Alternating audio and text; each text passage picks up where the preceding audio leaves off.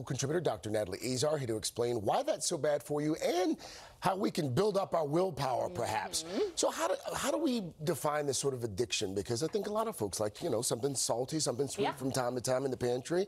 When does it become a problem? So it's kind of tricky to talk about food addiction, as it may not come as a surprise to you guys, but there is a debate in the scientific community about whether or not food can actually be addictive. There's critics who contend that while there are certain behaviors that can parallel, things like cravings that can actually look like addiction, you can't really fully abstain from food. It doesn't actually have a formal diagnosis like binge eating does, for example. But others would argue that certain behaviors and physiological effects do actually qualify as addiction. And so, yeah, go ahead. What did the study find?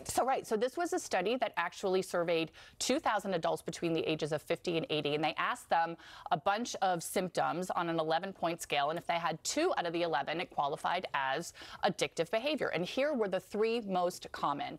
About 24% of respondents basically said that they had cravings at least once per week. They tried to cut down on their junk food at least 2 to 3 times per week. And they also had symptoms of withdrawal at least once per week, and that this caused distress in their lives. Withdrawal. And withdrawal symptoms. And that was actually enough to qualify as a diagnosis of food addiction. You said they surveyed people ages 50 to 80. Yes. That's right. Are there certain people who are more likely to become addicted? There were, Hoda. Actually, they found that women were twice as likely as men.